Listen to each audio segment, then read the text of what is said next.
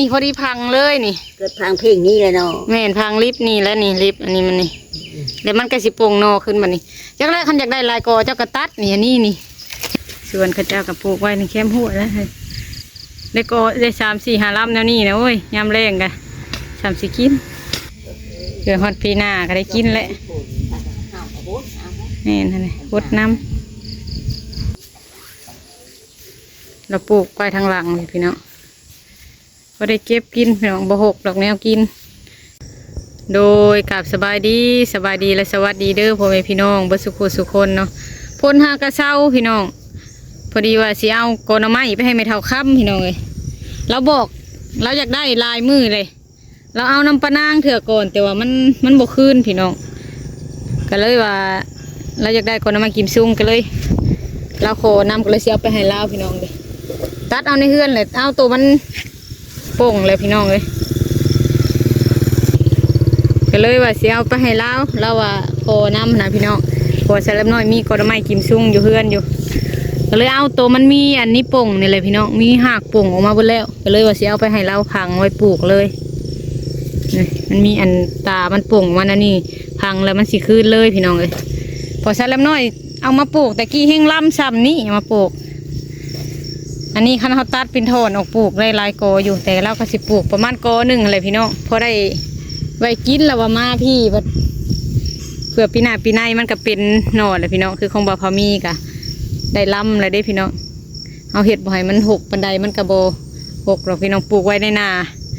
ทั้งนาโตที่มันบ่ถือกระบินคนอื่นมันปลูกทั้งข้างหัวยันเอ็ดใบมันหล่นไปใส่ของคนอื่นปลูกทั้งนาเจหัวทั้งนานี่ที่มันมาใส่หนทางเลยแต่เฮาก็บ่ให้มันอันนั้นหนทางนะพี่น้องผลทางซอยรับมันสุดเท่านั้นดิหรือว่าเราสิปลูกวางได้ก็คือว่าได้ยินข่าวว่าเพิ่นมานอนอยู่เฮือนไปเบิ่งก่อนทำอีทว่าเราอยู่ตาถ่านกับสิออกไปหายเราอยู่พุ่นแหละพี่น้องไปพี่น้องเขาไปเบิ่งน้ำกันอยู่เฮือนพี่เลยได้ยินว่าเพิ่นเขามานอนพี่กันเราสิบทันออกไปเขามาหอดเลยพี่น้องเห็นประตูเฮือนเราไขอยู่ถือของน้ำพี่น้อง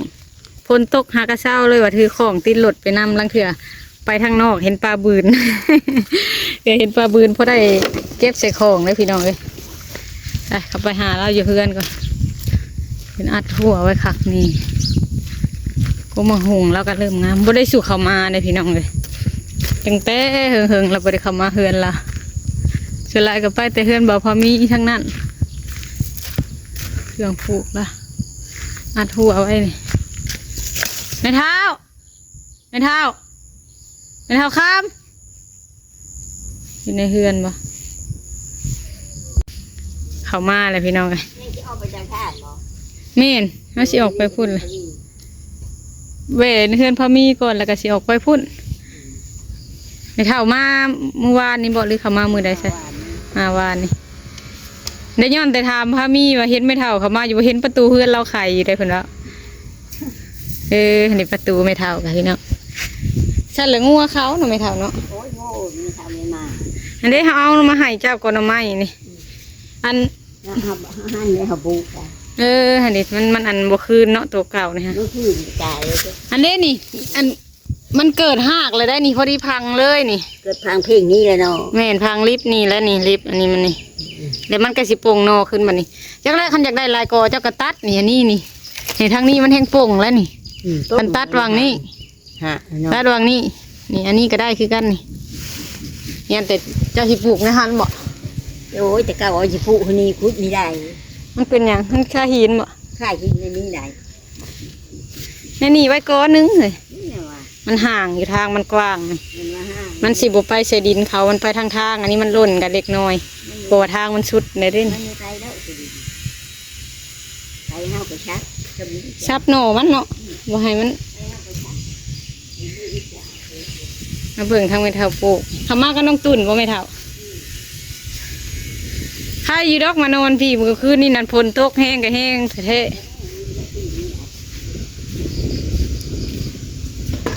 อันนี้ตัวเก่าเราปลูกนี่เห็นตัวเก่าโยคันว่าหน่อไม้เลี้ยงน้องน้ำเฮาก็มีขันอยากได้แต่บ่คือดอกนี่อันนี้มันนั่นเลยว่ามีซึ่งมันตุยเลยพี่น้องเลยพูดอีกให้สิปลูกอยู่นี่กะ พอดีแล้วสิปลูกเลยพี่น้องพังไว้เพื่อฝนตกนี่ห้องว่าพอมีเขาปั่นให้เพิ่นก็จนเป็นลำเลยเด้ เป็นแน่แน่เลย ได้กอ1 2กอนี่ก็พอ โอ้ กุ้มครอบครัวเลยได้อพี่น้องเลย เขากินแล้ว หน่อหนึ่งกับมันหน่อใหญ่หน่อใหม่อันนี้ นอนนึงกับพ่อเก่ง เขามาทางนี้มันบ่ได้มีกอหน่อไม้เด้อพี่น้องเลยมาพี่ยังว่าพอได้ซับแกงสดน้ำนะไม่เท่านั่นเด็กของเขากันหน่อไม้เลี้ยงน้องนี่เขาปลูกนี่ เขาจะเลี้ยงน้อง ชูมือนี่นับมือสิได้ปลูกกินมันยังก็ได้ ลูกจะได้พ่อจะได้พูด หอมเขากับบระบัดเอาเนาะไม่เท่าเนาะ โอ้ยบ้านบอกบ้านอะไร ตัดเอาหรือตัดงามัน ทำนี่เพื่อมันเป็นร่ำพอนะเป็นนิ้วอ่ะคือมันเท่งงั้นนะ บ่ให้มันขึ้นสูงเนาะ มันขึ้นชื้นกับมือมันโดนไปเพิ่มเขา ให้มันซ้ำซื่ออยู่ในดินเฮาเพราะมันบ่กงหั่นนะ เขาดินเขา บ่ให้มันกงไปดินเพิ่นแล้วพอ เนี่ย ย้อนมักมักบวบแล้วก็ปลูกทั้งหลังเฮือนทั้งหลังเฮือนแม่บิ่งเพิ่นก็ปลูกยายไปทางนั้นก็หลายอยู่เด้อพอได้กินอยู่ อันนี้เด่นเขายังอันนี้เด่นมาก เป็น เด็ดหลายยันมีถึงมาก แต่บ่เด็ดมันปานใดให้มันป้าให้มันเป็นโลดมากนะ ตาเริ่มตื่นเด็ดหาเลยเด็ดแล้ว ยอดมันคันเด็ดช่ำเพราะมันใส่แกงถึงเทื่อหนึ่งก็ได้เด็ดเพราะมันแตกตามเทื่อสองเทื่อ ต้องใช้เกณฑ์เช้านี้จะได้จำนี้ เมนหั่นเลย มาต้ม ลวกกินพักมื้อเช้านี้นะเพราะมันไปใส่กับบ่ได้เนาะไม่เท่าเนาะฝนตก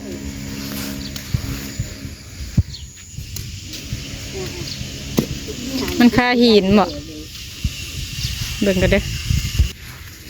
ไม่เท่าแล้วสิขุดปลูกวางนั้นวางนี้มันเป็นหินพี่น้องเอ้ย นี่เหรอ ว่าเขาเจ้าเทออกมาปลูกใส่เจน่าก็ได้ยังกว้างอยู่พี่น้องเผื่อเบิ่ง คือ ปงออกไปก็ได้หลายหน่อเติบอยู่ นี่แหละ เพิ่นว่าเห็นของไผก็ไม่เท่าจะว่านะของไผก็จะว่านะวันหน่อมันหลายๆนะ เจ้าที่ ทั้งคุ้มทั้งพุ่นบ่ คนเร่ยีของออกทางนาคำนาคำละมันได้ยุทธดินนะยุทธดินก็ตันดินเท่ามัน รับปลูกบ่บัดนี้ ผู้ หน่อไม้อันนี้นี่บ่ไม่เท่า ไว้นี่นะ เราจะอ่อนเห็นของข้าเจ้านะพี่น้อง จะเอาอันนี้เขา มันแต่หน่อใหญ่ๆแล้วว่ะ เอานี่ไง บัดนี้เขาตัดบ่ไม่เท่าตัดให้มัน พึ่งรถสตาร์ทไอ้ของฮะอะไรเนี่ยมันนั่นมันแค่กับโบแค่หมู ยามแรงเขาก็กินอันนี้นะเขากระถางยามแรงนะแล้วมันก็ปง เล่นโถละมันจะมี พอแล้วทมรถพอดีมันริบอันคอตัวนั่นแหละ ลิบเลยดิ ให้มันปง เดี๋ยวก็ปลูกกิ่งบ่อคอยเอาไปดิไม่คืออันที่นั่นคือนะปุ้งแรงไงได้ ไม่ใช่อันนี้นะ แม่ผัด เออ ปุ้งแรงไงชิ้นนี้ชิ้นรู้ก็ได้ มาแล้วมันเป็นอย่างเนาะ แม่ผัดจังมันเป็นเพื่อเนาลำมันกะ ตัวบนตัวก้อนบนปลูกนะ ตัวก้อนนะเอาเพื่อชนะเอาเฮือนะลำมาแล้ว พอได้กินไม่เท่าเนาะ กูโคได้กินนี่นะ คันว่ามันบ่มีแถวนี้พี่น้องมาอยู่พี่ก็พอได้แกงอยู่พี่ ที่โคได้แกง ยามแรงยาก ที่นั่นเป็นไงหาลูกไม้คือคนมือแกงกินคนไม่ถูกกินคนโต๊ะเยอะไม่ได้มากทันคนมีโต๊ะละ อยู่พุ่นบ่ มาหาพื้นไม่เชื่อเอาท่านอันนั้นว่ะ อืม โดนดินติดโต๊ะอยู่คู่แล้ว คันได้พุ่นก็เอามาใช้บัดเลย พุ่นก็ที่เดินนี่แหละ เอามาปกใช้ไว้ขี้เลื่อยในตะทานเอามาเทละทงยาง ที่เดิน พอได้มาใส่เหยียบอีกบัดนี้เหยียบมัน เย็บอีก ให้มันเน่นก่อนรถก็ได้บ่เป็นหยังดอก หาที่ชื่อนี่หาก็ชื่ออัน ให้ไม่เท่าปลูกเองแล้วพี่น้องเอ้ย พุ่นเอามาเอาหาก็ชื่อมาหุ้มน้ำนี้ แล้วคนมาให้บ่ บ่นะมันมาเอาพื้น มาเอาพื้นเลยใส่รถมาให้ ที่เลิกมานี่พี่น้องของเขาเจ้ากระปลูกคือกันหันดิของเขากะเด้ ลูกอยาก กับผู้ใดกระปลูกพอได้กินพี่น้องดินไม่เท่าว่าดินเขาว่าดินหอมก็อยากปลูกแล้วอ่ะ มีห้องอยากให้ปลูก พอได้กินเฮาบ่ให้มันหกแล้วพ่อ ทำให้ลูกเขาคนนั้นไม่ อนามัยเอาซุมื้อนี้ไผก็ปลูกไว้น้ำขอกแค่แจหัวนี่แหละพี่น้องเอ้ย น่ะ ไม่เท่าเอ้ยตัวนี้นะคันมันสิบ่ได้ตัดบ่นี่ถืออันผ้ามาตัดก็ได้นี่บ่ตัดก็ปลูกคันเจ้าอยากได้ขึ้นไว้ปลูกโน่นนั่นนี่ก็ได้ได้ งั้น มันได้ลายก็ได้ลายเด้นี่ ตัวนี้ก็สิโป่งตัวนี้ก็สิโป่งตัวนี้ก็สิโป่งแล้วบัดนี้ ไอ้นอนเอาไปเลย นอนเอาก็ได้ถมแล้วมันก็โป่งลงเบิดสาม ก็อย่ายันเขามาหนาวอีกยัน บ่หนาว เอาตัดเอาตัวมันกำลังโป่งงอกมาเลย เอาน้ำแข็งมาซื้อ มันแห้งหมักน้ำแล้วว่าหน่อไม้เนาะปกตินี่มันถือน้ำแห้งโป่ง ย้ายมาที่ พูดเป็นร่องยาวๆหั่นแหละชั้นกับชั้นมันสิได้ตัดเลยได้ปลูกเป็น3 อันก็ได้คันจะเอาผ้ามาตัดนะปลูกจุ่มกันเลยก็ได้ กินกันเลย จุ่มกัน3 อันก็ได้คันตัดเป็นโทนนะคันตัดเป็นโทนมันสิได้3 อันนี่อันตัดวางนี้นี่กระพังตัวนี้ลงพังตัวนี้ลงอันนี้ก็ตัดนี้กระพังลงเลยนี่ได้3 กอมันโป่งเบิดเลยได้นี่เดี๋ยวนี้ แม่ ตัดนี่ก็ได้นี่ตัดนี่ก็ได้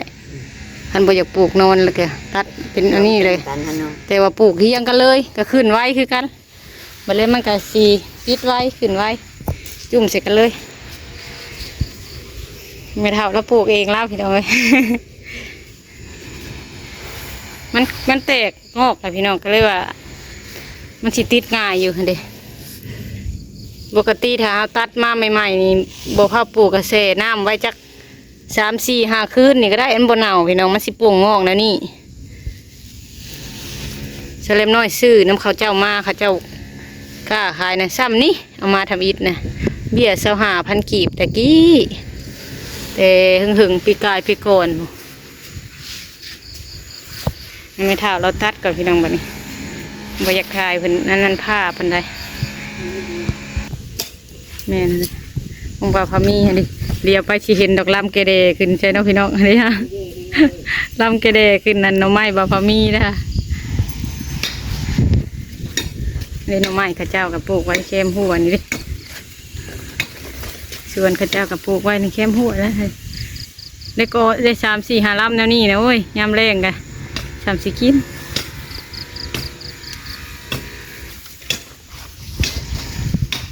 ทั้งหลังเฮือนแล้วหมักบวกงามๆพี่น้องหลังเฮือนไม่เท่าละพันออกเป็น3 ต้นเป็นพันเราเห็ดเองแล้วพี่น้องยันก็ได้อยู่แล้ว ฮะ เรายันก็ได้ดีที่กว่า เป็นมันเป็นลำทุก เป็นลำนั้นแห้งออกคักใช่ไหมแห้งโป่งหลายคันเฮามีโอกาสให้มันขึ้นสูงเป็นลำเลยนะแห้งโป่งแต่หน่อยใหญ่ ที่ได้กินกันนี่กิน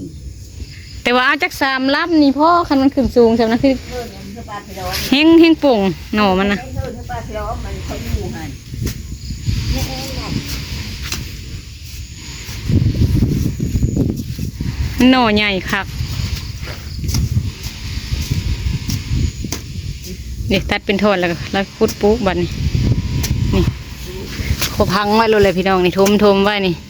พุดไปใช้ยังบ่ได้กับพอดีเลยช่วงฝนนะนี่ที่บ่เฮงก็เห็นโป่งขึ้นมาเลยมันก็สิโป่งลำน้อยก่อนทำอิฐนะ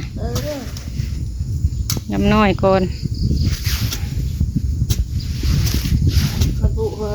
แล้วกี่ดอกเขาห้องไม่นะอย่าโกนดี อืม โกนเขาโกนใช่ปะดำใหญ่นี่ได้ดำ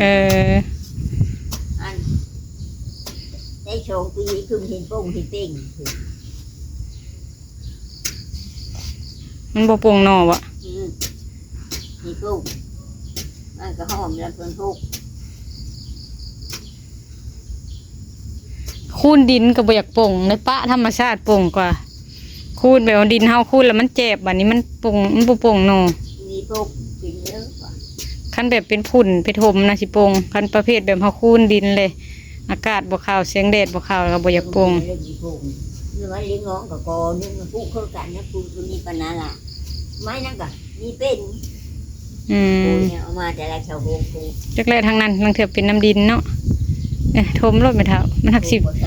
ถมรถมันกับนั่นลงไปเองมันบัดเลยหากมัน มันย้อนเบง มันก็ย้อนไปเองเอาเป๊ะๆไว้ในนั่นแหละทำนั่นแหละให้มันมีตัวพ่นขึ้นมา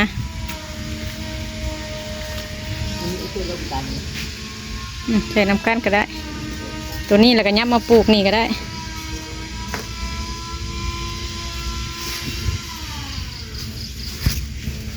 ผื่อวิทย์พลมันกระปงเลยเผื่อฮอดปีหน้าก็ได้กินแหละนี่นั่นเลยวดน้ำกกมันต้นก็มาหงพี่น้องก็พอได้เก็บได้ข้างหัวกะพอได้ลวกเนาะไม่เท่ามาหุ้มมาค่อยหุ้มไม่ได้แล้วสิเห็ดหยังสิย่ายวะ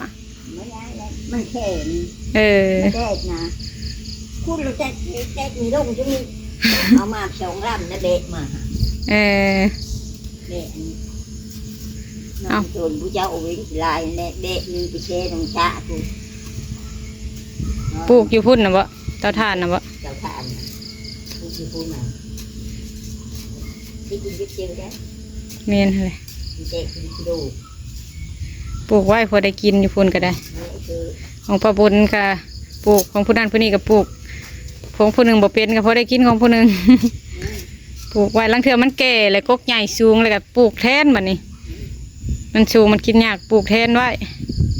เอาตัวใหม่ขึ้นโตยังไงก็ชามสิกินแล้วก็มะฮงของเฮาก็ปลูกแทนไว้ก็ได้2-3กกเลยก็มะฮงเฮาเลยเพราะว่ากกเก่ามันอยากสูงเลยนี่ก็เป็นของหามประชูเป็นมีเป็น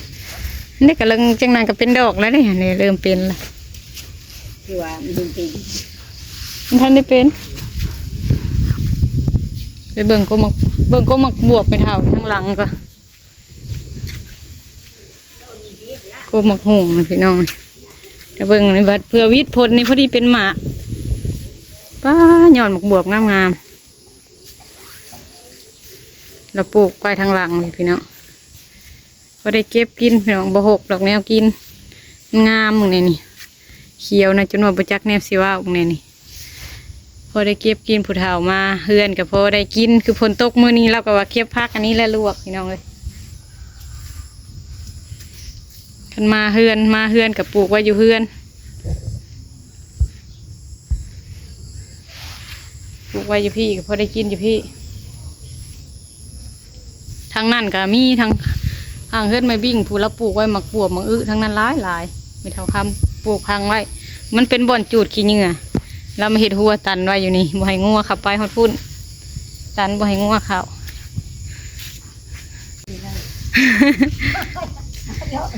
ไม่เท่าจันทอนหยอกแกบ่ว่านอนพี่บ่ว่ามื้อแรงหาผู้บ่าวให้ในเด้อเพิ่นหยอกกัน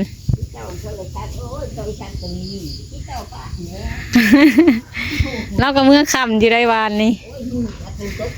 ฝนตกพอดีเขาเบ้าเก่งน้องละตีเมื่อค่ำแล้วเบ้าพามีเนี่ยมาส่งไม่เท่าแล้วเขามาปลูกนั่นเครื่องแล้วกันเครื่องมันก็เริ่มงามแล้วเครื่องปลูกเราอยู่ของผู้สวนเบ้าพามีนะกล้วยกับป่งมากไปเลยไม่เท่าปลูกไปเลยชามกกเดียวกับพ่อพอได้ใส่ใบใส่กินหมากกล้วยนี่ธรรมดานี่ว่าไม่เท่าตัวนี้กล้วยน้ำธรรมดาเลยนะกล้วยน้ำธรรมดาไม่เอามันบริใส่อะนะมันกล้วยนี่ละใส่ใบมันเวลามุกหันมุกนี่พอได้มุกนะกล้วยทานี่มันใช่แต่ยิบขันมักเบงยิบมันนั่นมันแพ้มันเลยละคือของใหญ่บนนั่นผัดกกบักใหญ่นี่คือชื่อวันนี้หมากกับบริกินวันนี้มันหมากมันบริงามบางเถื่อมันบ่เป็นซ้ำถ้าพูดแล้วท่านไม่กี่แล้วเป็นคงอะไรปกติเขาว่าใบเอาใบกล้วยทานี่ขันมุกนี่ว่ามันคมเขาว่าไม่คมได้มันบ่คมบ่เขาผสมกับใบนี่แหละขันว่ากล้วยธรรมดานะนี่นะเห็ดยังก็ได้ว่าใบมันก็นี่แต่เฮาก็สิเมื่อก็เด้อไม่เท่าเด้อเขามานอนเฮือนไม่เท่าก็ได้โดยบ่เป็นยังบัดมันเมื่อเจ้าท่านบ่หัน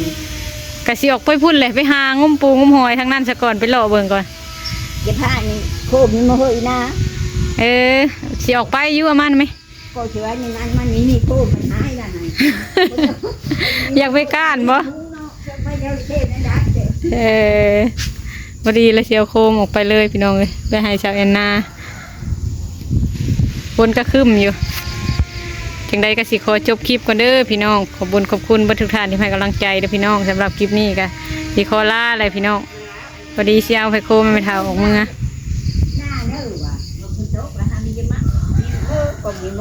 เพื่อชิย่างฮอดเพื่อชิพลาดขี่ตมน้ำทางได้เนาะมาว่านี่กัน มันรถบ่ขี้หรือว่าหวานนี่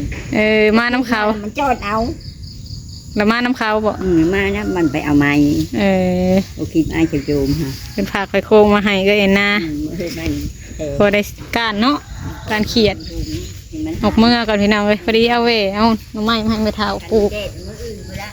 อันมันบอกขึ้นจังสิมืออื่นจะสิออกเมื่อพุ่นบ่คันมันเด็ดนะคันมันนั่นมันบอกขึ้นจังสิเอามาให้ใหม่เด้อ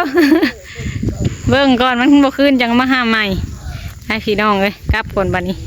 สบายดีเด้อ